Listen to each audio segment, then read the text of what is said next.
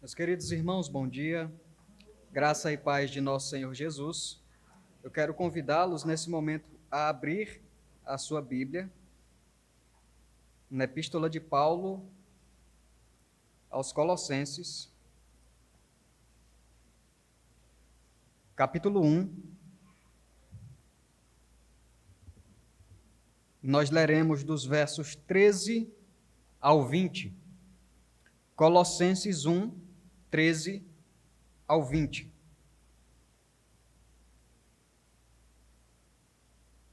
Colossenses 1, 13 ao 20. Amém?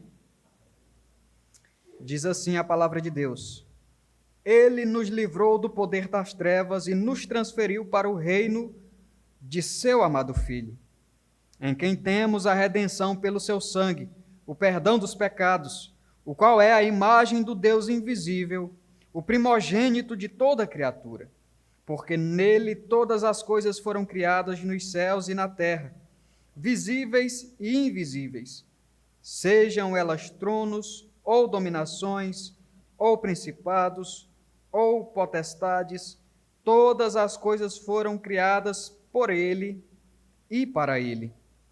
E ele é antes de todas as coisas, e por ele todas as coisas subsistem.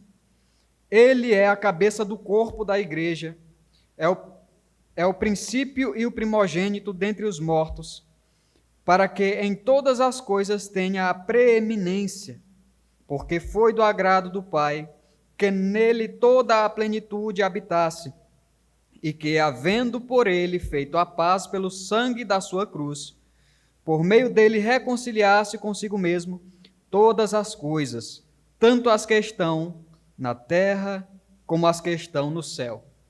Apenas até aí. Curve a sua cabeça. Nesse momento vamos orar rogando pelo direcionamento do Senhor.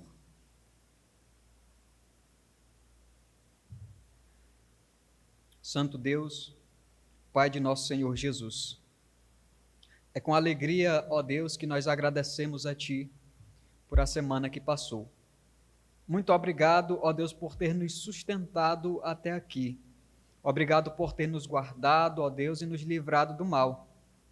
Obrigado por ter nos dado saúde, ó Deus, de tal forma que possamos estar aqui essa manhã reunidos, respondendo, ó Deus, à Tua santa convocação. Assim como o Senhor já tem feito, abençoando, ó Deus, os cânticos e recebendo-os, abençoa também a este momento, ó Deus. Nós te pedimos com humildade que o Senhor fale conosco através da Tua palavra, que o Senhor abençoe, ó Deus, e amoleça o nosso coração de tal forma que ele possa ser moldado pelos Teus princípios, ó Deus. No santo nome de Jesus, rogo-te também por mim, que sou Teu servo, ó Deus. Toma-me nas mãos, ó Deus, perdoa as minhas falhas e guia-me nesta hora, para que o Teu nome seja glorificado, ó Deus, e assim o Teu povo seja então edificado. Amém. Meus queridos irmãos, nessa passagem, na realidade, nas passagens que antecedem ao texto lido, nós aprendemos aqui muitas lições importantes. Em primeiro lugar, nós percebemos a importância da credibilidade das Escrituras. Nós entendemos ali como a autoria de Paulo é genuína e como isso dá um crédito para que a igreja possa pautar nas Escrituras para então obedecer ao Senhor. Nós percebemos também as marcas do Evangelho que estão presentes na igreja e são ressaltadas aqui no cumprimento de Paulo. Por exemplo, ele ressalta a fé, a esperança e o amor como características que jamais devem faltar em qualquer igreja cristã genuína. Pois bem, meus irmãos, na continuidade nós vamos agora perceber um outro aspecto que Paulo traz e diz respeito a informações que estão aqui nas entrelinhas de uma ação de graças. Paulo não está aqui sendo incisivo, atacando de forma objetiva um problema, mas ele está ainda na complementação das suas ações de graça, exaltando a pessoa de Cristo de uma das que talvez sejam a forma mais sublimes presentes na Escritura. Pois bem, meus irmãos, no dia 14 de agosto de 2007, ia ao ar nas plataformas digitais uma música do grupo Projeto Sola chamada Colossenses 1. Nós cantamos aqui na igreja e nós a amamos, porque de fato é uma música que é pautada na Escritura e especificamente nesse texto. E dificilmente nós podemos notar na música cristã contemporânea uma adaptação tão bem trabalhada das Escrituras e que comunica tão bem a pessoa de Cristo.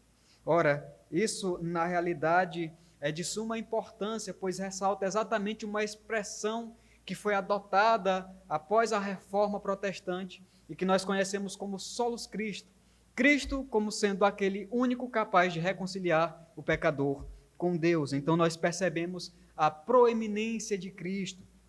Quando nós olhamos para esse texto, então, nós vemos vários aspectos a respeito da pessoa de Cristo que jamais podem deixar de ser notados por qualquer que se atente à fé cristã. Para nós sabermos que somos verdadeiramente cristãos, é necessário constatarmos que conhecemos ao nosso Mestre. Por exemplo, se nós não conhecemos a Cristo, como é que nós vamos poder exaltá-lo corretamente? Como é que nós vamos saber dirigir as nossas orações corretamente? Como é que nós vamos então pregar ao pecador o arrependimento em Cristo, se nós tivermos uma imagem deturpada da pessoa dele? Ora, meus queridos, aqui na igreja de Colossos havia um problema muito pertinente que já foi ressaltado em outras oportunidades.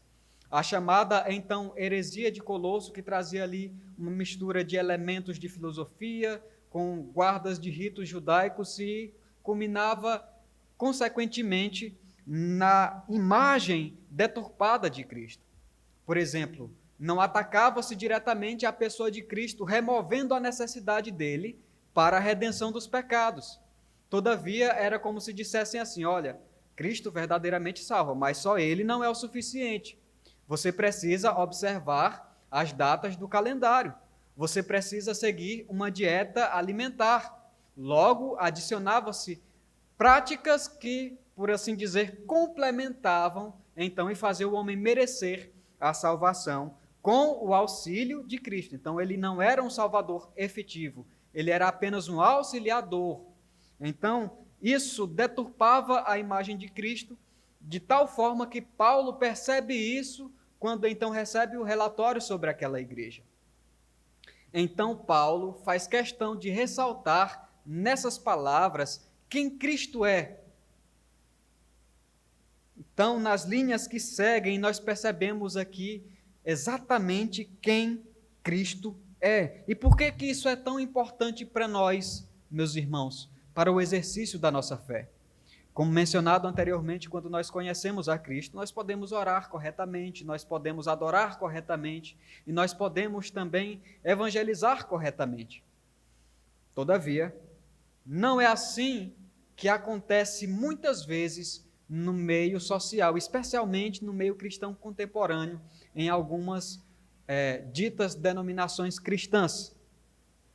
O que acontece? As pessoas criam para si uma imagem própria de Deus. Elas criam para si uma imagem própria de Cristo, que não necessariamente condiz com a imagem de Cristo presente nas Escrituras, que nos é apresentada na narrativa do Evangelho, e nem nos é apresentada então também nas epístolas. Tampouco aqui, não confere, não bate, você olha para o Cristo das Escrituras e vê que o Cristo popular é diferente. Mas quando nós olhamos para as Escrituras, nós percebemos então essa discrepância. Em primeiro lugar, é necessário então nós pensarmos sobre algo que se diz, ou algumas coisas que se dizem a respeito de Cristo, ou na verdade nem dizem, mostram, ilustram. Por exemplo, recentemente eu vi nas redes sociais uma publicação onde o autor de uma série bem popular, conhecida como The Chosen, estaria visitando o Brasil para então fazer uma divulgação de uma nova temporada daquela série que se surgia. E quando a gente abria os comentários ali, havia uma série de posições, algumas pessoas condenando, outras pessoas apoiando, mas um comentário chamou a minha atenção e dizia assim: eu não consigo mais dissociar a imagem desse homem de Cristo. Com isso, ela queria dizer que quando olhava para aquele homem, para aquele ator, ela enxergava Cristo. Ora, na realidade, isso nada mais é do que um erro terrível. Aquela pessoa não é Cristo. E nem se pode associar a pessoa dele a Cristo. Na realidade, nós nem sabemos a aparência de Cristo. Então, como é que alguém em sã consciência pode dizer que aquele homem seria Cristo? Ou que ela associa aquela imagem a Cristo sem necessariamente ter um senso crítico ali de, pelo menos, dizer, será que é isso mesmo? Uma outra publicação ainda nas redes sociais, dessa vez de uma editora que ali vendia livros de literatura cristã, chamou a minha atenção. Entre os livros ali do portfólio tinha um produto chamado Bíblia Ilustrada para Crianças. Então você tinha as passagens bíblicas de um lado no decorrer das páginas e do outro lado você tinha ilustrações de passagens bíblicas. E em algumas dessas ilustrações você percebia ali uma alusão clara à pessoa de Cristo, como se fosse ali, por exemplo, uma representação de Jesus. E as representações eram bonitinhas, assim, fofinhas, coloridas, para definitivamente chamar a atenção das crianças. Era bonitinho, de fato, era uma expressão artística, de fato, mas aquele não era Cristo. E, na verdade, tanto no primeiro caso, quanto no segundo, não passa de fruto da imaginação humana, que, diga-se de passagem, é extremamente perigosa. Qual é o perigo, meus irmãos, de nós associarmos qualquer imagem a Cristo, seja ela por uma interpretação de uma pessoa real numa série, ou seja ela numa figura ali colecionável, ou seja ela, então, numa ilustração. É exatamente porque qualquer uma delas surge da idolatria do coração humano e, como mencionado anteriormente, nem sempre corresponde com o Cristo das Escrituras. Embora eles coloquem uma aparência e digam, mesmo as práticas, as pregações também não batem. Os ensinos de Cristo que são manifestados na cultura popular, por vezes deturpam os ensinos de Cristo do Evangelho. Recentemente, meus queridos irmãos, o pastor Marcos ministrou um estudo aqui, baseado no Catecismo Ortodoxo de Hércules Collins, o qual a pergunta 107 diz o seguinte: o que Deus exige de nós no segundo mandamento? O segundo mandamento é: não farás imagens de escultura. É conhecido de todos porque nosso pastor, junto dos demais irmãos, tem levantado essa pauta aqui com muita frequência, por realmente ser um assunto pertinente.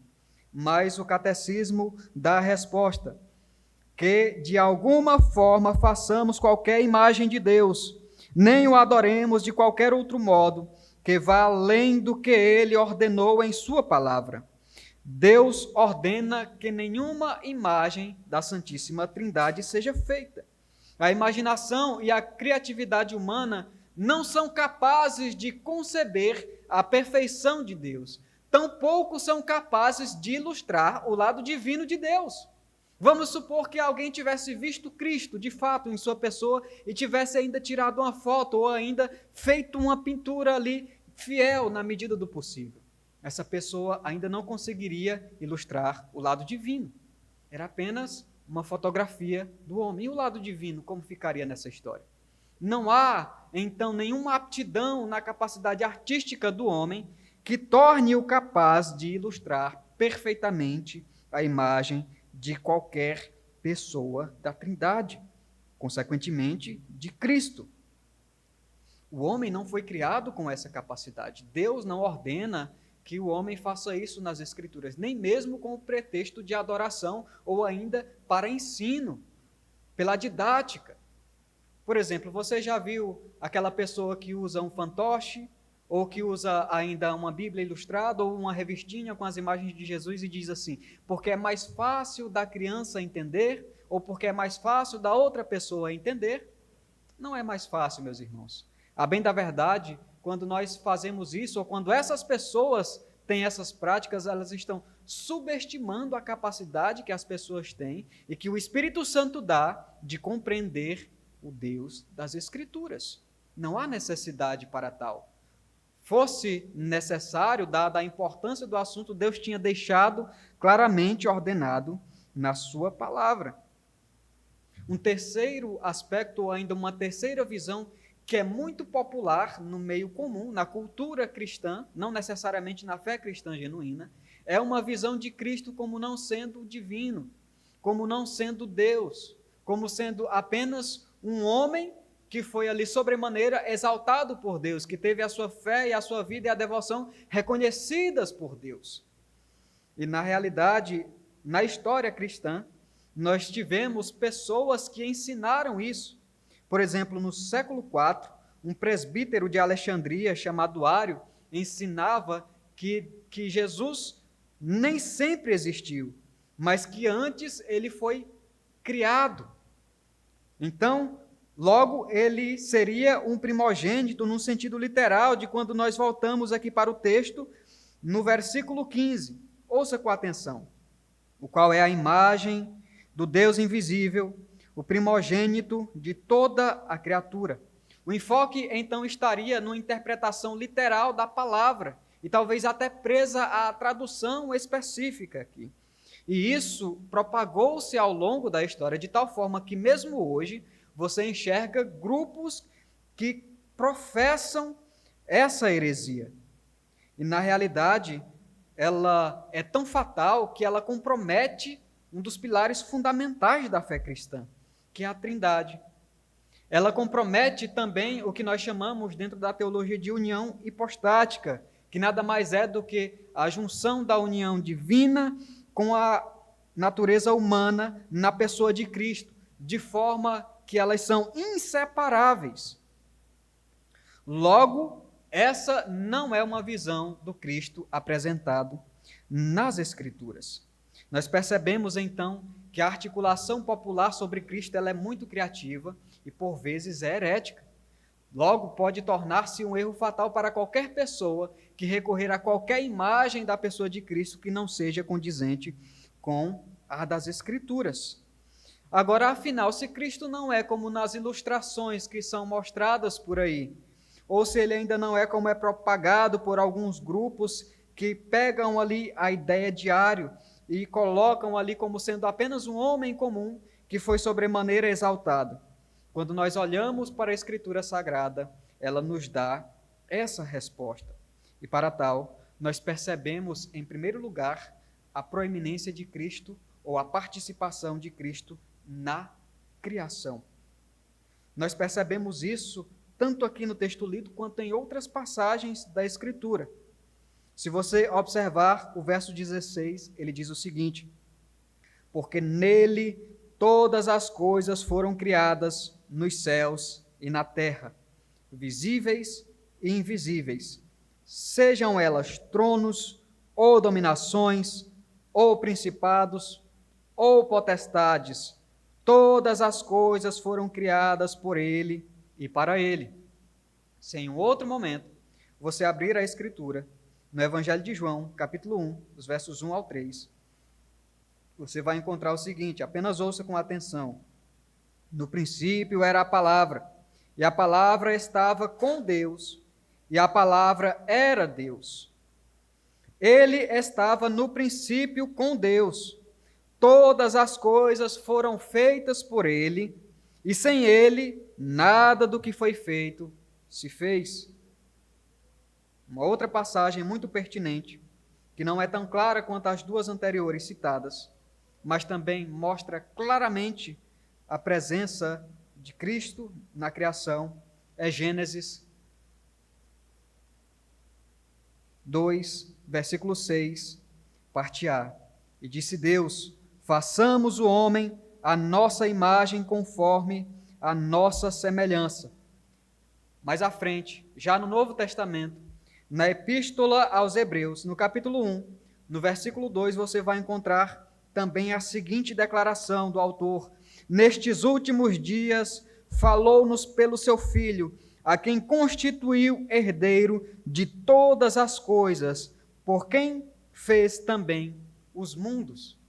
Nessa segunda parte do versículo de Hebreus, na primeira parte do versículo 26 do capítulo 2 do livro de Gênesis, no capítulo 1 do Evangelho de João, dos versos 1 ao 3, e ainda aqui em Colossenses 1, 16, nós percebemos com muita clareza a participação ativa de Cristo na criação. Portanto, se algum ou alguém ou alguma criança perguntassem para nós: quem é Jesus?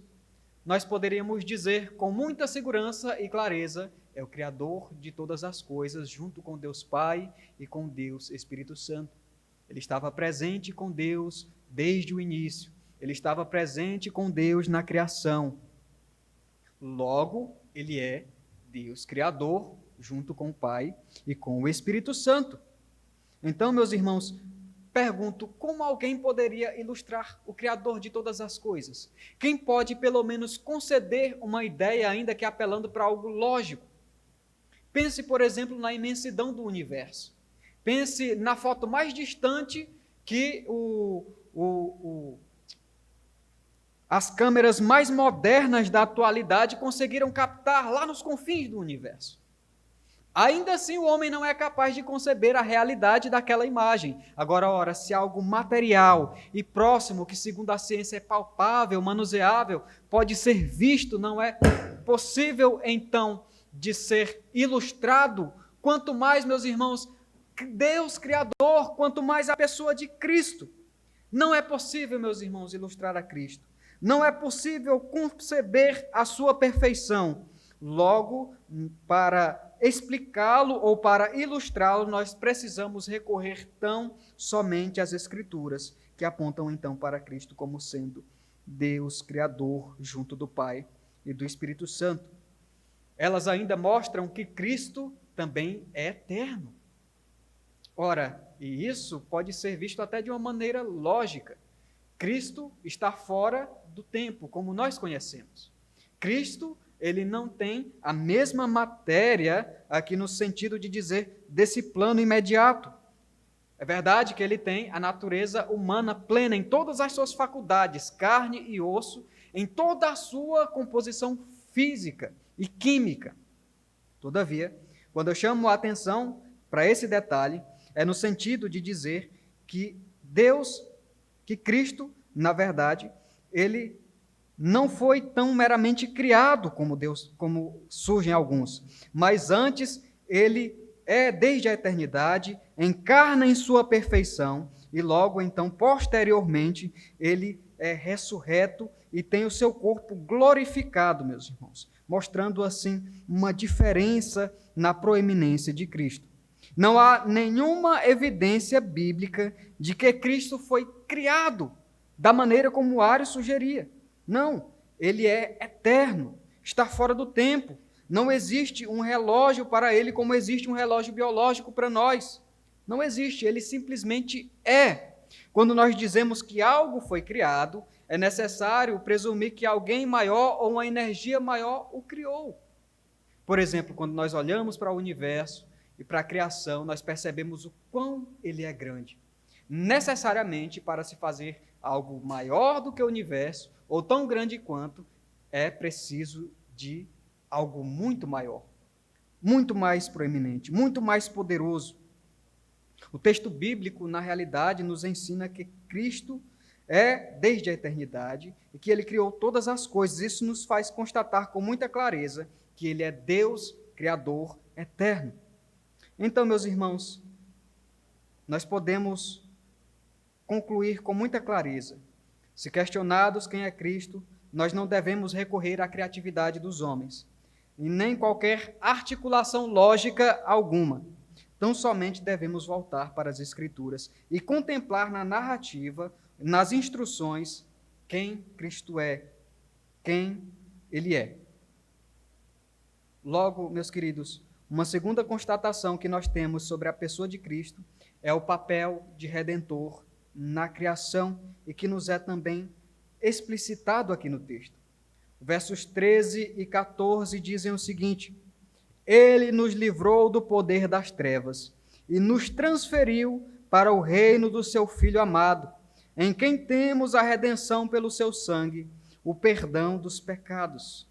Nós podemos constatar aqui uma ação divina ativa.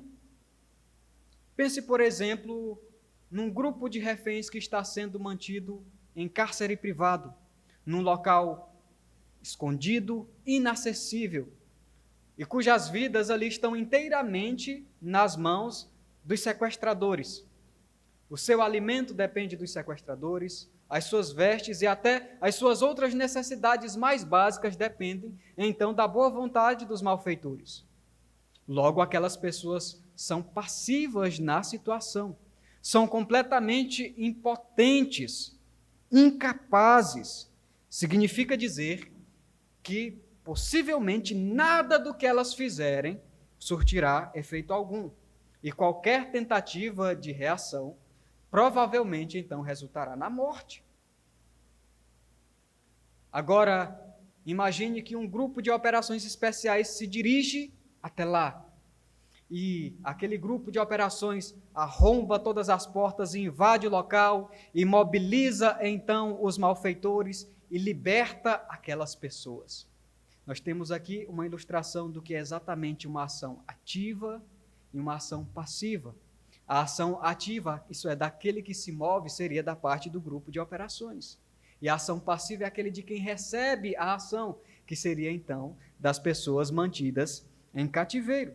Ora, as pessoas mantidas em cativeiro aqui, quero simbolizá-las como sendo então todas as pessoas que eram outrora mantidas no cativeiro do pecado, sob o domínio do reino do mal.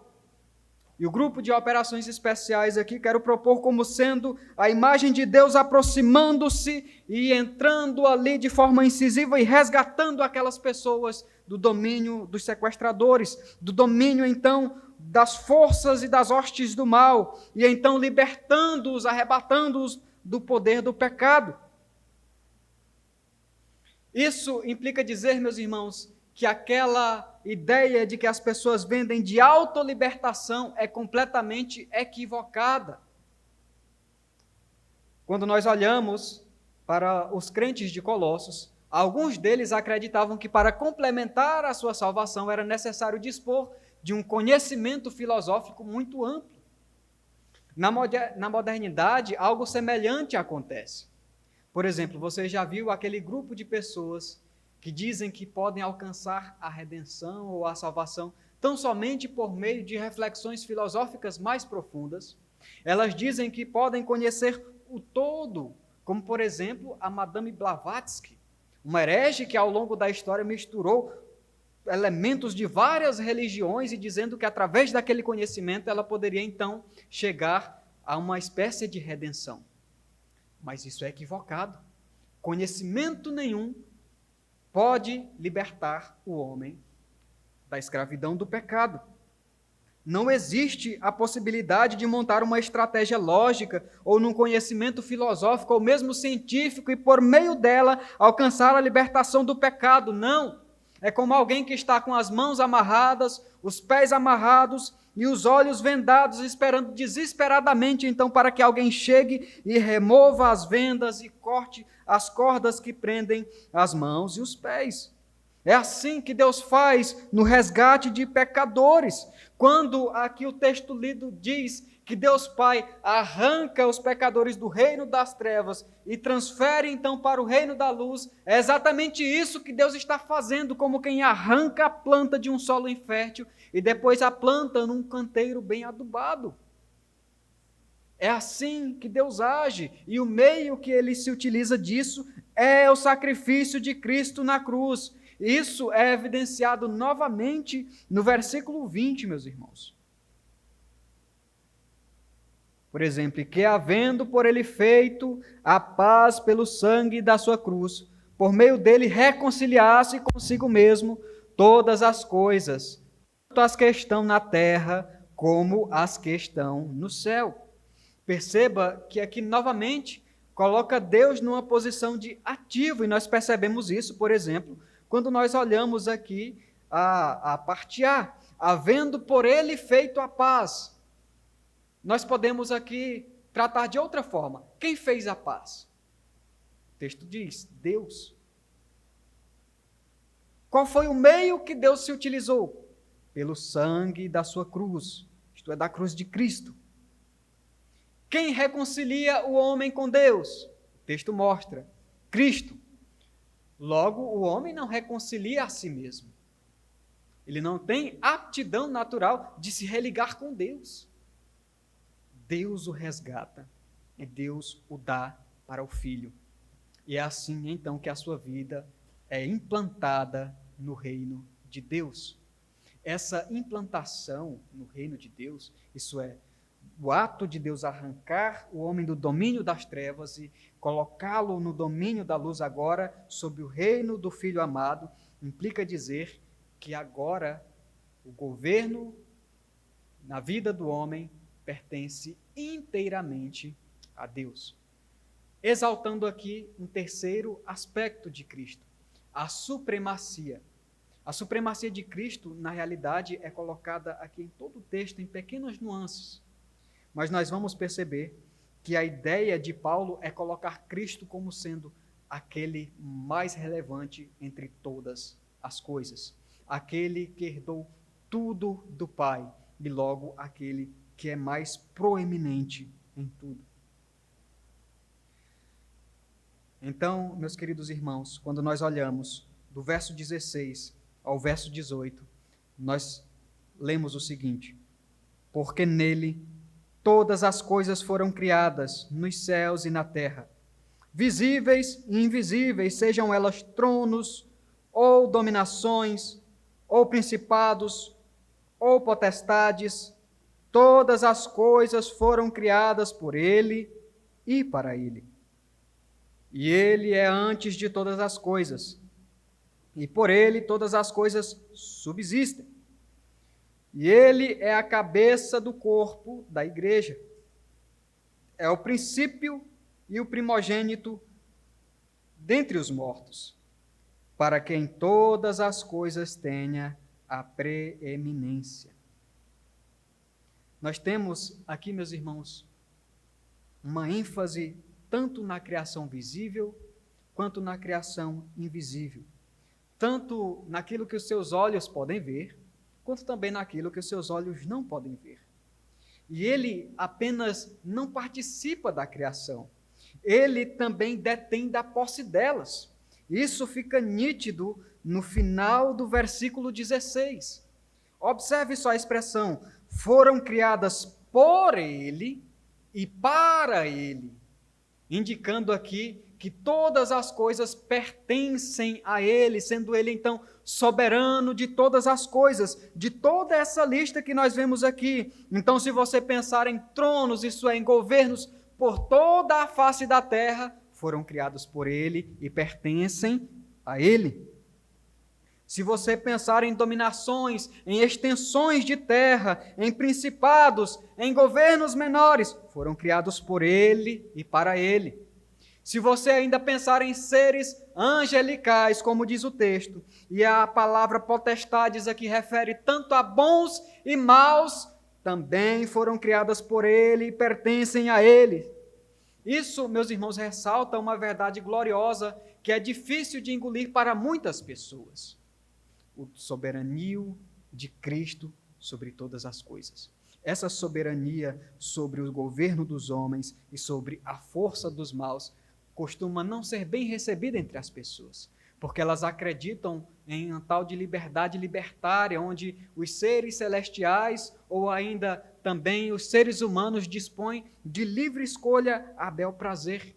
E nós sabemos pela narrativa bíblica que não é bem assim que as coisas funcionam. Então, todas as coisas estão sob o domínio de Cristo. Ele herda todas essas coisas de Deus Pai, porque ele é digno de tê-las. E ele não apenas possui, meus queridos irmãos, mas ele também mantém. Portanto, nós podemos dizer que Deus, na pessoa de Cristo, cria, sustenta a criação. Logo, ele também a governa. E esse governo não limita-se apenas aqui ao governo comum, ou ainda ao domínio das forças celestiais, das forças espirituais, mas também está na igreja, de uma forma absoluta, de tal forma que nenhuma igreja tem o direito de governar a si mesma de maneira libertária. Por exemplo, é verdade que a igreja tem liberdade para escolher seus oficiais, é verdade que os oficiais têm certa liberdade para, então, determinar o que fazer e o que não fazer baseado nas Escrituras. Mas todas essas coisas devem ser submetidas pelo crivo de Cristo. E como é que nós sabemos quais são os critérios de Cristo? Mais uma vez, voltando para as Escrituras.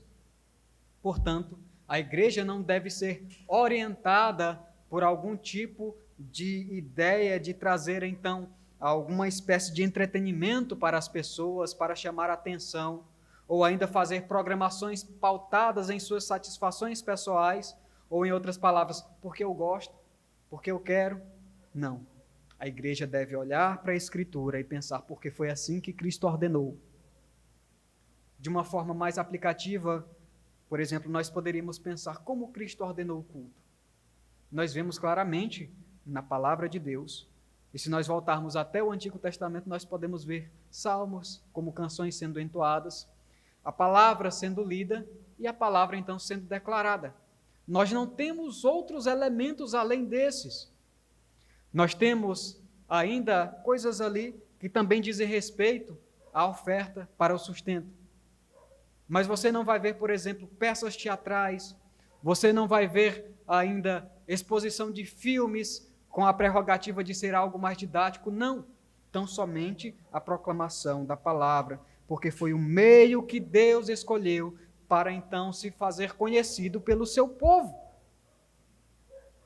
Então, é correto afirmar que, se nós quisermos conhecer a Deus, nós temos que voltar para as Escrituras.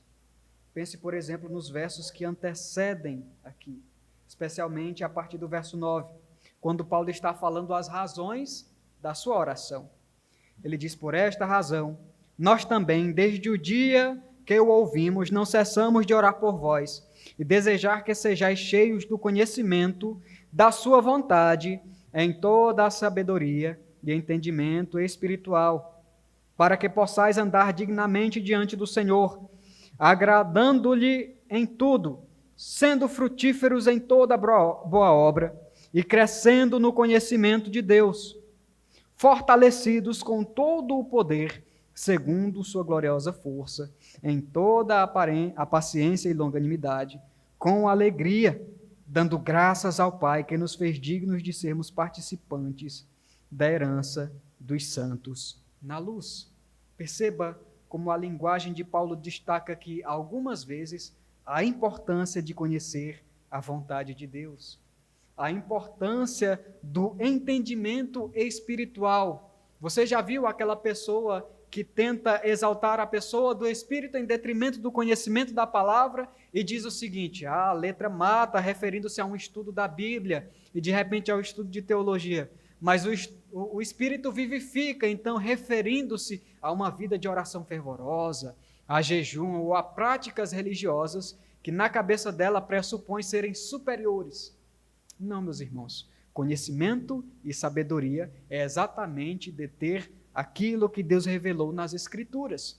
Por exemplo, pergunto eu, como nós podemos saber qual é a vontade de Deus? A resposta já foi dita repetidas vezes ao longo desse sermão, lendo a palavra de Deus. Por exemplo, quando nós olhamos para a oração de Paulo e percebemos que Paulo, em sua oração, faz questão de declarar que o desejo dele é que aqueles crentes sejam cheios da sabedoria e do entendimento espiritual, nós podemos constatar imediatamente que uma das vontades de Deus para mim é que eu tenha sabedoria e entendimento espiritual. Não existe articulação lógica aqui, filosófica, não tão somente a expressão pura da palavra. O que Deus exige de mim, enquanto crente, que você tenha sabedoria e entendimento espiritual. O que Deus exige de mim, enquanto crente, é que eu seja fortalecido no poder da sua glória. O que Deus exige de mim, enquanto crente, é que eu conheça a Cristo. E quando eu conheço a Cristo, eu tenho então plena convicção de que Ele é Deus Criador, junto do Pai e do Espírito Santo. Que Ele é o autor da redenção, isso é, aquele que ativamente agiu na história em favor dos pecadores, e que Ele também, no final das contas, é aquele que exerce supremacia sobre toda a criação, seja ela material ou seja ela imaterial, isto é, invisível. Diante de todas essas verdades, então eu pergunto: quem é Cristo para você? Dirijo a pergunta também a mim: quem é Cristo a mim? E por que é tão importante fazer essa pergunta? Porque a resposta vai delimitar como nós nos relacionamos com Cristo. Por exemplo, Ele é Criador, Ele é Redentor e Ele é soberano sobre toda a criação.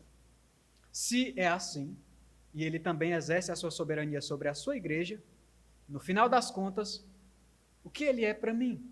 Ele é apenas um cronograma no final de semana, onde eu esqueço-me da pessoa de Cristo, do seu senhorio, da sua grandeza durante os 6 dias e no domingo eu estou aqui lembrando dele.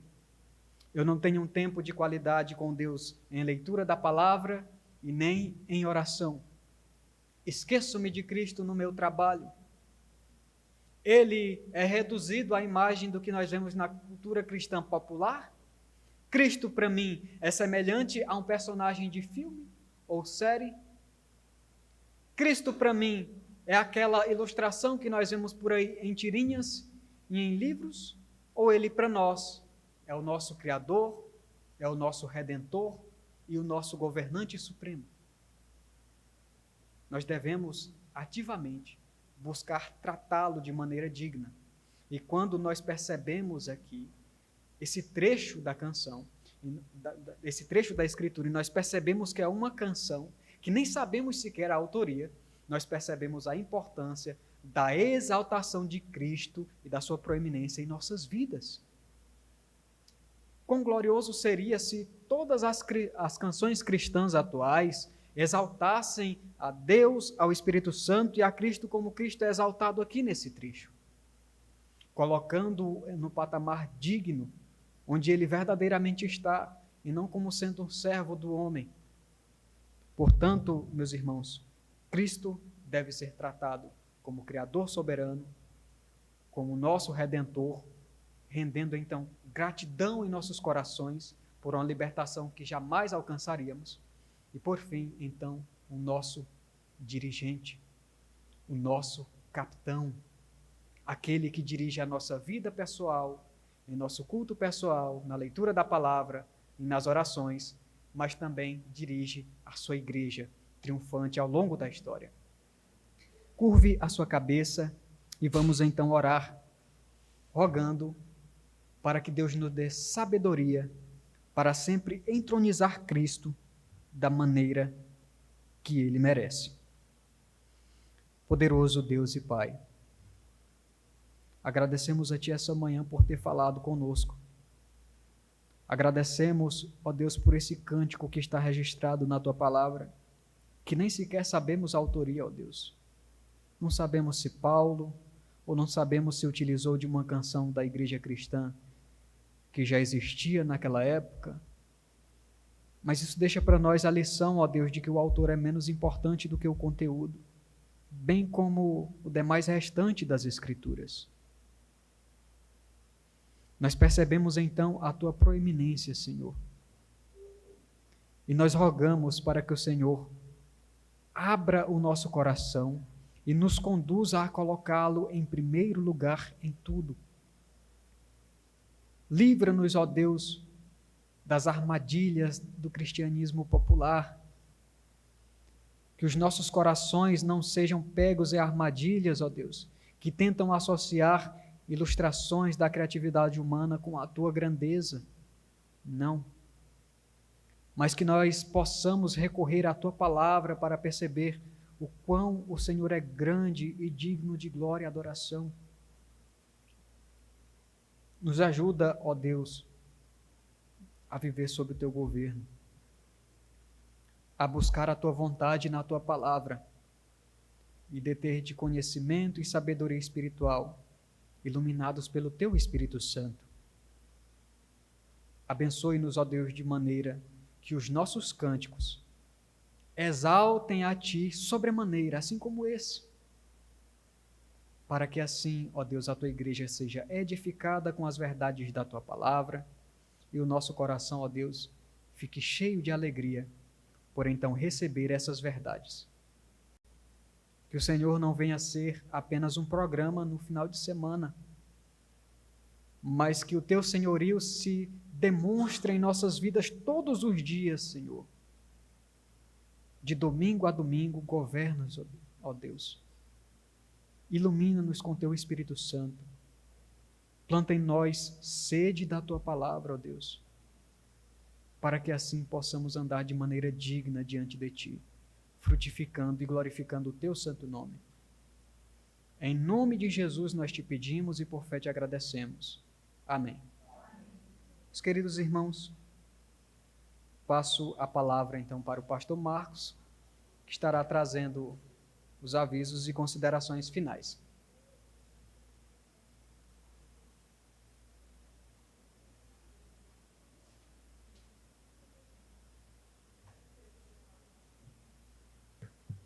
Vou botar um copo menor aqui para o Antônio agora. Meus irmãos, louvado seja o nosso Deus pela palavra que foi pregada essa manhã. Apenas avisos, irmãos. 5h30 nós temos o encontro de oração dos homens. Então, todos os homens da igreja estejam presentes. Nós estamos estudando um livro e hoje nós vamos dar continuidade a esse material e com mais alguns exercícios que eu vou também colocar aqui para os homens. Então, se esforcem para que estejam aqui na igreja às 5h30 da tarde. Logo em seguida o nosso culto, 6 horas o nosso culto. Também quero lembrar os irmãos que na terça-feira, agora, temos o nosso encontro de oração e doutrina. Toda a igreja deve se fazer presente, então se esforcem também para estarem aqui conosco nesse momento importante. O momento que nós nos reunimos para, como um só corpo, orar ao Senhor, né? Colocar nossas petições, nossos agradecimentos. Essa oração comunitária, ela é importante para a vida da igreja, toda a igreja deve estar envolvida nisso. Também, irmãos, esse ano nós temos 2 pessoas para serem batizadas apenas, e temos mais algumas